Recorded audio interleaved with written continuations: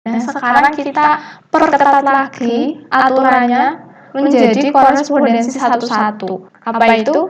Dua himpunan A dan B dinyatakan salah. Welcome to the Math Javanese Channel yang akan menemanimu belajar matematika dan bahasa Jawa dari rumah. Don't forget to like, comment, and subscribe. Thank you. Selanjutnya, yaitu adalah korespondensi satu-satu. Apa sih itu korespondensi satu-satu? Tadi dari pertama ada relasi. Relasi yang penting anggota himpunan A itu dipasangkan dengan anggota himpunan B. Aturannya diperketat lagi menjadi fungsi dari himpunan A ke himpunan B, yaitu anggota himpunan A hanya boleh berpasangan dengan tepat satu himpunan B. Nah, sekarang kita perketat lagi aturannya menjadi korespondensi satu-satu. Apa itu? Dua himpunan A dan B dinyatakan saling berkorespondensi satu-satu jika semua anggota himpunan A dan himpunan B dapat dipasangkan sedemikian rupa sehingga setiap anggota himpunan A berpasangan dengan tepat satu anggota himpunan B dan setiap anggota himpunan B berpasangan dengan tepat satu anggota himpunan A. Kalau fungsi itu anggota himpunan A tepat satu dengan anggota himpunan B. Tapi kalau korespondensi satu-satu itu baik A ke B maupun anggota A dipasangkan tepat satu ke anggota B maupun dari anggota B harus tepat satu ke anggota A.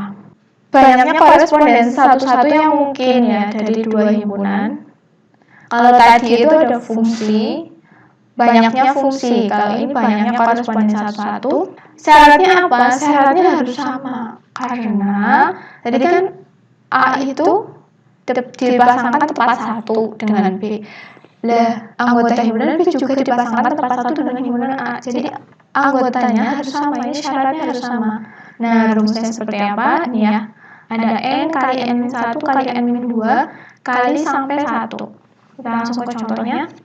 Diketahui A adalah himpunan, anggotanya ada A, B, C, D, E, F, dan B adalah himpunan bilangan prima kurang dari 15. Berapakah banyaknya korespondensi satu-satu yang mungkin dari himpunan A ke himpunan B?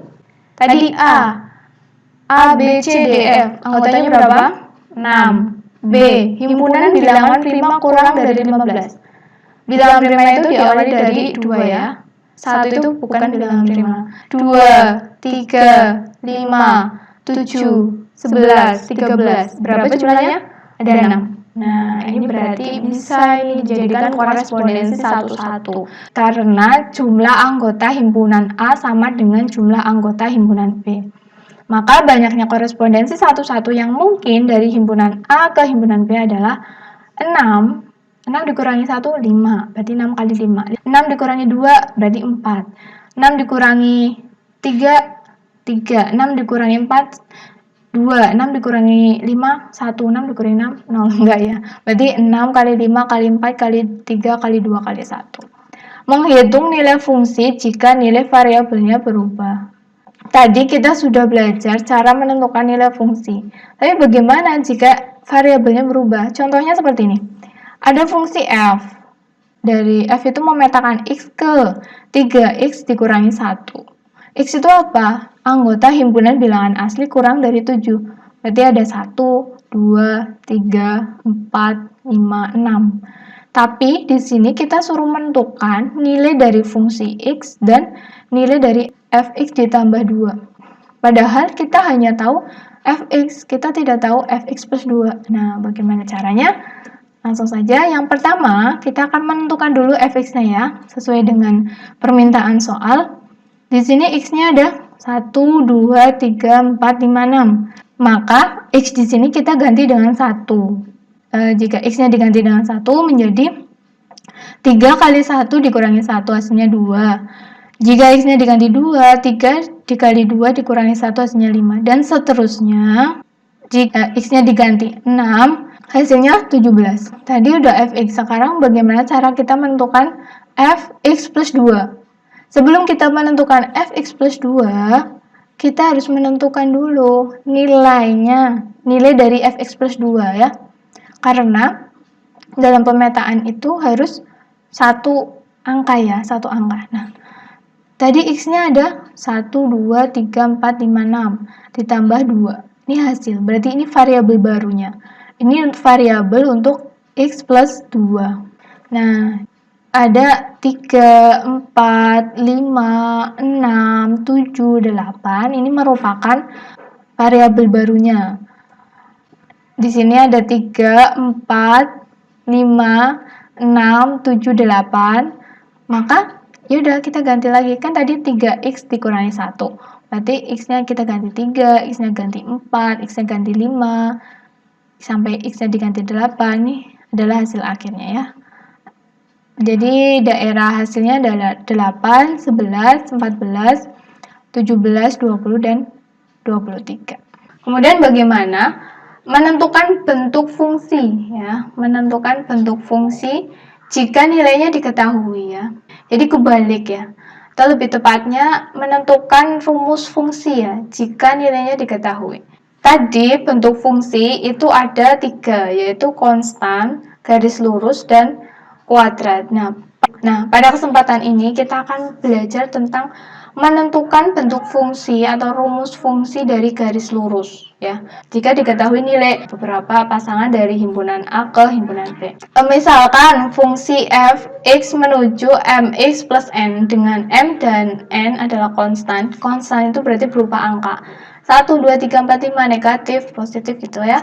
Dan x adalah variabel. Fungsi tersebut adalah fx sama dengan mx ditambah n. Jika diketahui nilai x dan hasilnya, maka kita bisa menentukan bentuk fungsi atau rumus fungsinya. Contohnya, fungsi g pada himpunan bilangan real ditentukan oleh rumus gx sama dengan ax plus b dengan a dan b bilangan bulat. Nah, di sini kita dikasih tahu ada 2. Misal x-nya itu negatif 2, maka dia dipasangkan dengan negatif 4. Jika x-nya itu diganti 1, maka dia dipasangkan dengan 5. Nah, untuk menentukan bentuknya, menentukan rumusnya, berarti kita butuh mencari nilai A dan B dulu. Jadi, tentukan nilai A dan B, kemudian kita akan mendapatkan rumus fungsinya. Nah, bagaimana cara menentukannya? Ya, jadi di sini ada gx sama dengan ax plus b. Jika x-nya diganti 2, maka menjadi 4. Berarti ada a negatif 2 ditambah b sama dengan negatif 4. Jadi negatif 2a ditambah b sama dengan negatif 4. Jika x-nya diganti dengan 1, maka sama dengan 5. Yaitu tadi a kali 1 ditambah b sama dengan 5. Jadi ada a ditambah b sama dengan 5. B sama dengan 5 dikurangi 1. Substitusikan persamaan 2 ke persamaan 1 sehingga diperoleh negatif 2A ditambah B sama dengan 4 tadi menjadi A, tadi B sama dengan 5 min A. Terus kita sederhanakan, negatif 2A ditambah 5 dikurangi A sama dengan negatif 4. Terus kita sederhanakan lagi, diperoleh A sama dengan 3. Kemudian substitusikan nilai A sama dengan 3 ke persamaan 2. Tadi B sama dengan 5 dikurangi A. Jadi karena A-nya 3, maka 5 dikurangi 3 sama dengan 2. Nah, diperoleh nilai A-nya 3, B-nya 2. Jadi rumus fungsinya adalah Gx sama dengan 3x ditambah 2. Setelah kita mempelajari materi relasi, fungsi, dan korespondensi satu-satu, apa sih hikmah yang dapat kita ambil? Kan katanya tadi penting banget belajar relasi dan fungsi. Ya, yang dapat kita ambil adalah bahwa setiap makhluk yang diciptakan Allah itu diberi rezeki masing-masing. Ini menggunakan konsep korespondensi satu-satu. Kalau kita ibaratkan dalam matematika itu ada himpunan rezeki di lauh mahfud dan himpunan makhluk hidup dan makhluk Allah di bumi ya. Jadi mereka itu jumlahnya sama dan udah dipasangkan satu-satu ya, udah dipasangkan satu-satu, nggak mungkin tertukar. Itu sesuai dengan Quran surat Hud ayat 6. Dan tidak ada satu binatang melata pun di bumi melainkan Allah lah yang memberi rezekinya, dan Dia mengetahui tempat berdiam binatang itu dan tempat penyimpanannya. Semua tertulis dalam kitab yang nyata, Lauh Mahfud. Jadi kalau kita menggunakan konsep korespondensi satu-satu, kita tidak perlu khawatir ya, rezeki kita tertukar terus rezeki kita diambil orang. Itu tidak perlu khawatir ya, tidak perlu mengkhawatirkan itu, karena konsep rezeki ini sesuai dengan konsep korespondensi 1-1. Sekian dulu ya belajar matematikanya, semoga bermanfaat. Tetap semangat belajar ya anak-anak soleh dan solihah. Jika ada pertanyaan, silakan dicatat dulu dan ditanyakan ketika pertemuan di grup WhatsApp. Kita akhiri belajar matematikanya hari ini dengan doa kafaratul majlis. Subhanakallahumma wa bihamdika asyhadu an la ilaha illa anta astaghfiruka wa atubu ilaik. Terima kasih atas perhatiannya, mohon maaf atas kekurangannya. Wabillahi taufiq wal hidayah. Wassalamualaikum warahmatullahi wabarakatuh.